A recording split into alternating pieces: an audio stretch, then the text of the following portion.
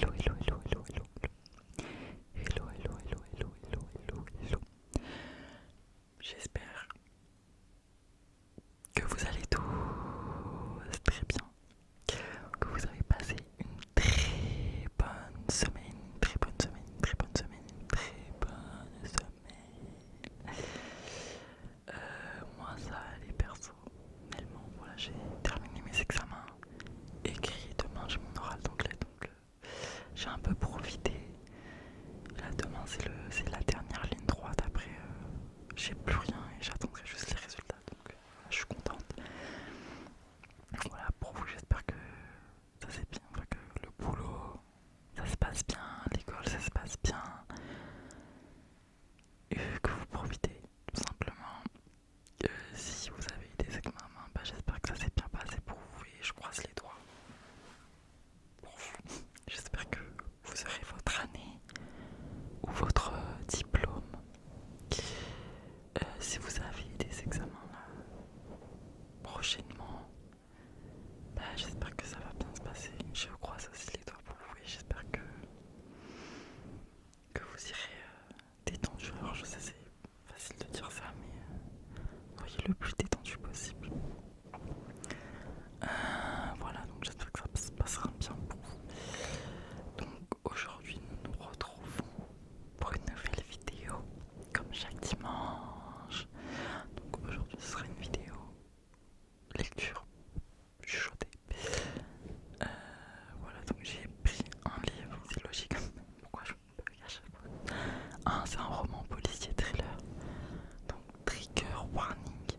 Ça parle de suie, de mort, de choses un peu macabres.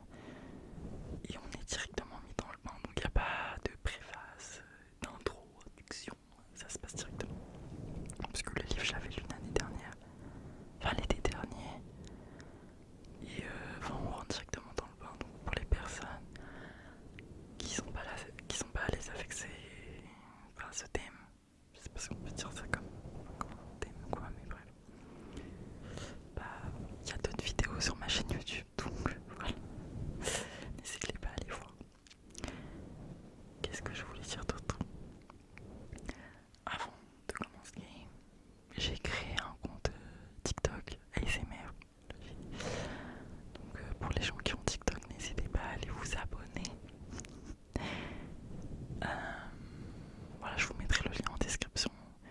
Et le lien de toute façon est déjà dans la description de ma chaîne YouTube. Mais bon, je pense que les gens ils calculent pas trop ça, donc je le mettrai en description de chaque vidéo maintenant. Donc voilà, c'est acté. Et bah, c'est tout ce que je voulais dire avant de commencer la lecture. Je crois que c'est tout.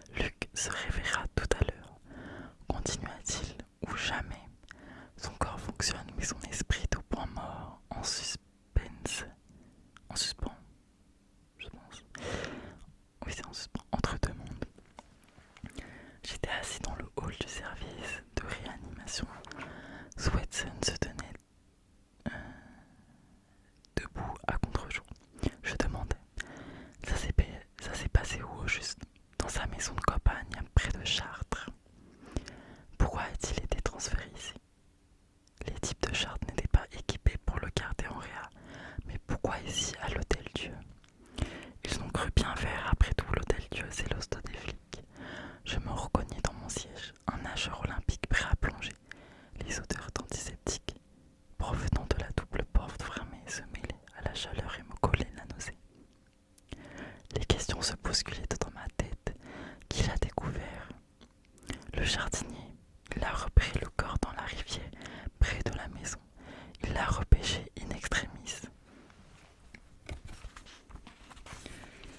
Il était 8 heures du mat. Par chance, le SAMU n'était pas loin. Ils sont arrivés juste à temps. J'imaginais la scène, la maison de Vernet, la pelouse ouverte sur les champs, la rivière enfouie sous les herbes, marquant la frontière sous les bois. J'avais passé là-bas tant de week-ends, je prononçais le mot interdit.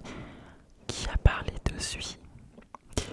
Les gars du SAMU, ils ont rédigé un rapport. Pourquoi pas un accident? Le corps était lesté. Je levai les yeux. Svensson ouvrit ses mains en signe de consternation. Sa silhouette semblait découpée dans du papier noir. Corps filiforme et chevelure ronde comme une boule de qui. C'est suspect de dire ça. Bref. Luc portait à la taille des morceaux de parpaing, fixés avec du fil de fer. Une espèce de ceinture de plongée. Pourquoi pas un meurtre? Déconne pas, Matt. On aurait retrouvé son corps avec 3 balles dans le buffet. Là, aucune trace de violence, il a plongé et on doit l'accepter. Je songeais à Virginia Woolf qui avait rempli ses poches de pierre avant de se laisser couler dans une rivière de Sussex. Je sais plus comment je dis en anglais. Sussex. En Angleterre. Svensson avait raison. Le lieu même de l'acte était un aveu. N'importe quel flic se serait tiré une balle dans la tempe à la brigade en utilisant son arme de service. Luc avait le sens du cérémonial et des lieux sacrés. Vernet, cette ferme qu'il s'était saigné à payer, restaurer, aménager. Un sanctuaire parfait. Le légiste posait sa main sur mon épaule. Ce n'est pas le premier flic qui met fin à ces jours. Vous vous tenez tous au bord de l'abîme et... Encore des phrases, je n'écoutais plus. Je songeais aux statistiques. L'année précédente, près de 100 flics s'étaient flingués en France. De nos jours, le suicide devenait une manière, comme une autre d'achever sa carrière.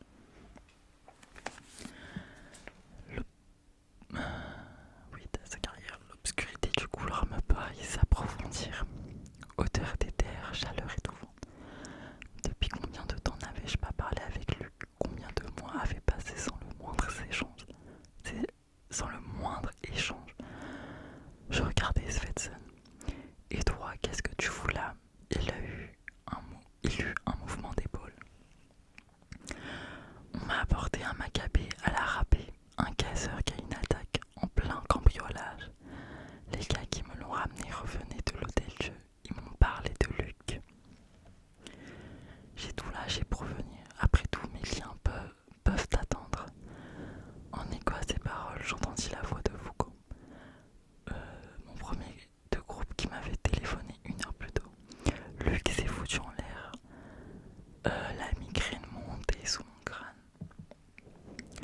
J'observais vieux Svensson, sans blouse blanche. Il ne paraissait pas tout à fait réel, mais c'était bien lui, petit nez crochu et fines lunettes façon lorgnon, un médecin des morts au chevet de Luc. Il allait lui porter la poisse. La double porte du service s'ouvrit. Un médecin trapu, chiffonné dans sa blouse verte, apparut. Je le reconnus aussitôt, Christophe Bourgeois, anesthésiste réanimateur. 2 ans auparavant, il avait tenté de sauver un proxénète aux tendances schizoïdes qui avait tiré dans le tas lors d'une rafle dans le 18e arrondissement rue Custine. Il avait abattu 2 agents avant qu'une balle de 45 ne lui traverse la moelle épinière. La balle m'appartenait. Je me levai et marchai à sa rencontre. Il fronça les sourcils. Excusez-moi. On se connaît, non? Mathieu Duret, commandant à la crime. L'affaire Benzani en mars 2000. Un malfrat abattu par balle décédé ici. On s'est revu au tribunal de Créteil l'année dernière pour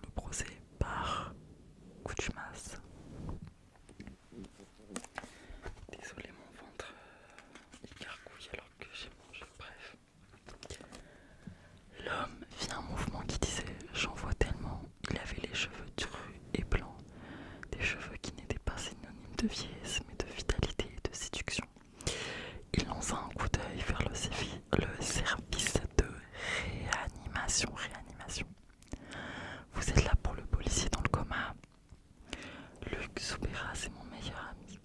Il grimaça, comme si on lui annonçait un ennui supplémentaire. Il va s'en tirer. Le médecin éteignit la tache de sa blouse dans son dos.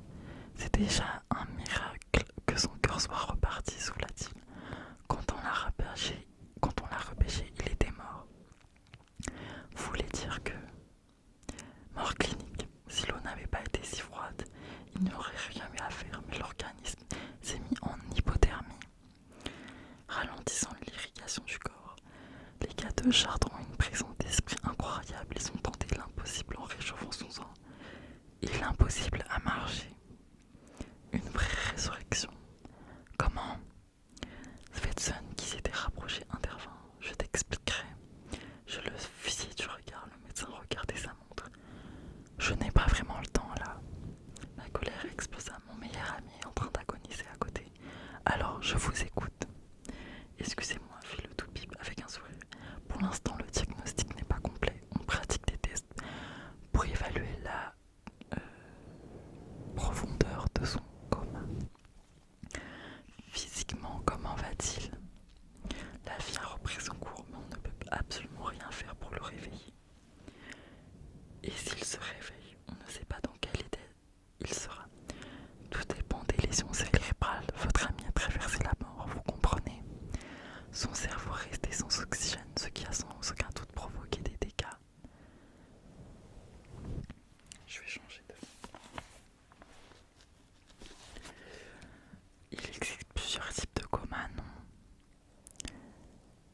Plusieurs, oui. L'état végétatif où le patient réagit à certains stimuli et le vrai coma, l'isolement total. Votre ami a l'air de se tenir en équilibre entre les deux, mais il faudrait que vous voyiez Eric Tullier, le neurologue. Je notais le nom dans mon carnet. C'est lui qui dirige actuellement les tests. Prenez rendez-vous pour demain. Il jeta encore un coup d'œil, puis baissa la voix. Autre chose, je n'ai pas osé le demander à sa femme et votre ami. Il se droguait, non? Pas du tout, pourquoi?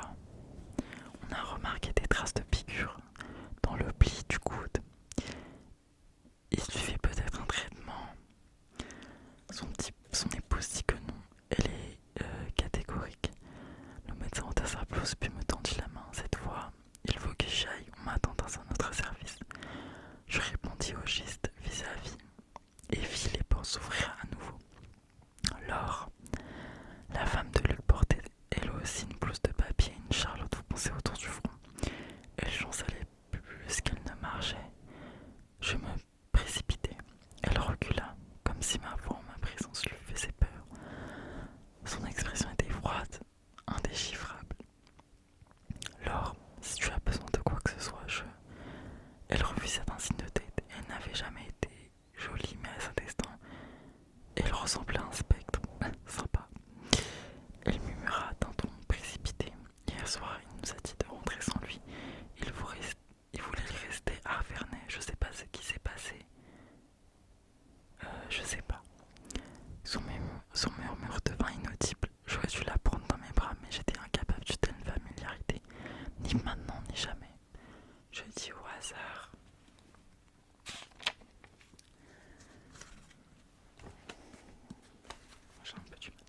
Il va s'en sortir, j'en suis sûre. Elle me jeta un regard glacé. L'hostilité brillait dans ses pupilles. C'est à cause de votre boulot de con. On ne peut pas dire ça, je n'achevais pas ma phrase. Laure venait de fondre en larmes de nouveau. J'aurais voulu esquisser un geste de compassion, mais je ne pouvais pas la toucher. Baissant les yeux, je remarquai que son manteau sous la blouse était bouté de travers. Ce détail faillit me faire éclater en sanglots. Moi aussi, elle jouait après s'être mouchée. Faut que j'y aille. Les petites m'attendent. Où sont-elles? À l'école, je les ai laissées à l'étude. Mes oreilles bourdonnaient, nos voix résonnaient dans du coton. Coton. Tu veux que je te ramène? Je suis en voiture. Alors qu'elle se moucha à nouveau, je l'observais, visage étroit et dents de lapin, encadré de boucles déjà grises, qui ressemblaient à des péos de rapin. Malgré moi, une réflexion de Luc me revint, une de ces phrases cyniques dont il avait le secret.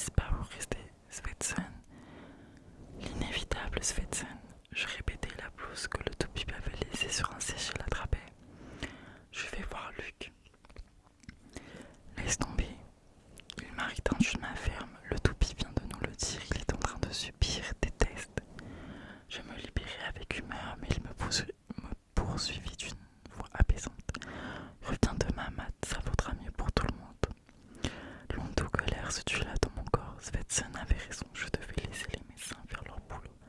Qu'allais-je gagner à voir mon avis percé de sondes et de perfusion?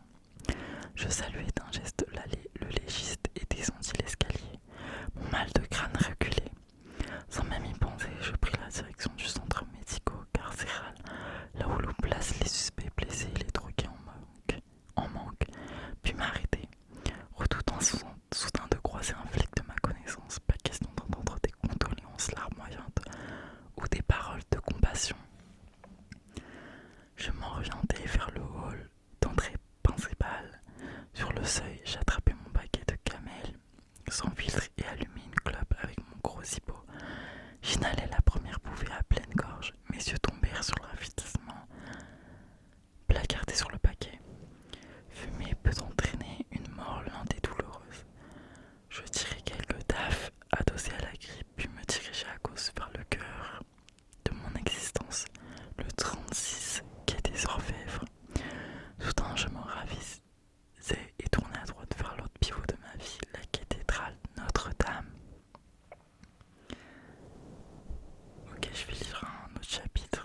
Je pense que celui-ci n'est pas très long, le deuxième. Je vais voir. Voici, il fait 3 pages. Ça va le faire. Dès le porche, les avertissements commençaient. Attention aux pickpockets, par mesure de sécurité. Les bagages sont interdits, prière, silence. Pourtant, malgré la foule, malgré le manque d'intimité, je ressentais toujours la même émotion quand je franchissais le seuil de Notre-Dame. Je jouais des coudes et atteignis le bénitier de marbre. J'effleurais l'eau de mes doigts et me signais, m'inclinant face à la Vierge. Je sentis la grosse de mon USB 9 mm par cogner ma hanche. Longtemps, mon arme de service m'avait posé un problème. Pouvait-on pénétrer dans une église ainsi équipée? Je l'avais d'abord cachée sous le siège de ma bagnole. Puis je m'étais lassé d'effectuer chaque fois le détour par le parking du 36. J'avais songé trouver une planque parmi les bas-reliefs de la cathédrale. Mais j'avais abandonné l'idée. Trop dangereux. Finalement, j'avais assumé l'outrage. Les croisés déposaient-ils leur épée quand ils pénétraient dans le temple? Je remontais l'allée de droite, longeais les clairières de cierge, dépassais les confessionnaux surmontés de petits drapeaux indiquant les langues parlées par les prêtres officiants. À chaque pas, mon calme gagnait plusieurs degrés. L'ombre de l'église m'était bienfaisante. Une masse contradictoire. Carreaux de pierre glissant dans des flots d'obscurité, mais distillant, pardon. Une légèreté acre et piquante.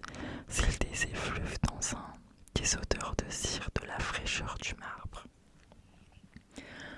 Je croisais les chapelles Saint-François-Xavier et Sainte-Geneviève, alcôves fermées au public, tapissées de grands tableaux sombres, les statues de Jeanne d'Arc et de Sainte Thérèse. Éviter la file d'attente devant la salle du trésor et parfum. Au fond du cœur, dans ma chapelle, le lieu de recueillement où je venais prier chaque soir.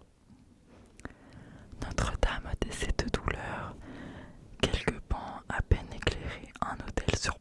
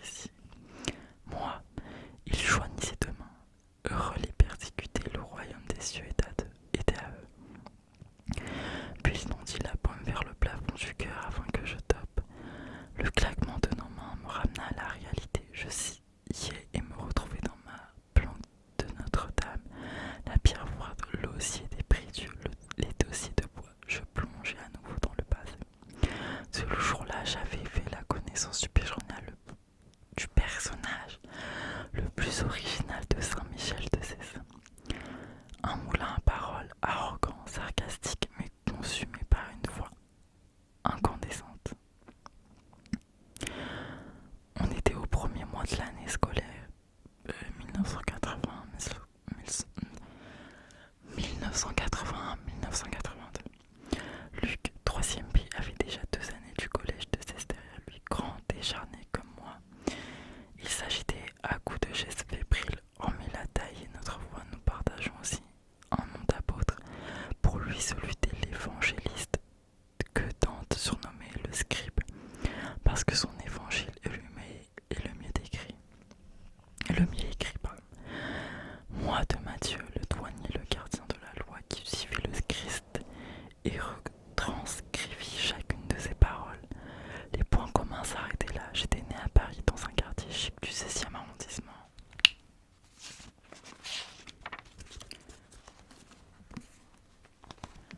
Luc Souperas était originaire d'Arras, village fantôme des Hautes-Pyrénées. Mon père avait fait fortune dans la publicité durant des années 70. Luc était le fils de Nicolas Souperas, instituteur communiste, spéléologue amateur qui s'était fait connaître dans la région en séjournant des mois. Son repère chronologique au fond des gouffres, l'adultitude, et qui avait disparu. 3 ans auparavant, au fond de l'un d'eux, j'avais grandi, fils unique au sein d'une famille qui avait irrigué le cynisme et la flambe en valeur absolue. Luc vivait, quand il n'était pas à l'internat auprès d'une mère fonctionnaire, en disponibilité chrétienne alcoolique qui avait pété les plombs après la mort de son mari. Voilà pour le profil social. Nos statuts d'écoliers aussi étaient différents. Je me trouvais à Saint-Michel-de-Cèze parce que l'établissement d'obédience catholique était l'un des plus réputés de France, l'un des plus chers et surtout l'un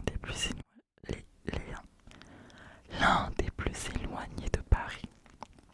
Aucun risque que je dépoule chez mes parents le week-end avec mes idées lugubres et mes crises mystiques.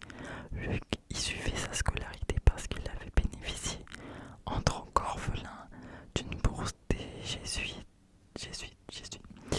qui dirigeait le pensionnat. Finalement, cela fondait un dernier point commun entre nous. Nous étions seuls au monde, sans lien, sans attache, mûrs pour des week-ends interminables dans le collège des élèves. De quoi discuter de longues heures de notre vocation.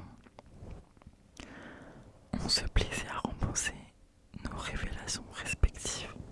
Prudent Monel sur Claudel, touché par la grâce à Notre-Dame ou Saint-Augustin, saisi par la lumière dans un jardin milanais. Pour moi, cela s'était produit lors du Noël de mes 6 ans. Compte au plan, mes jouets au pied du sapin, j'avais littéralement glissé dans une faille cosmique, tenant entre mes doigts un camion rouge. J'avais soudain capté une réalité invisible, incommensurable.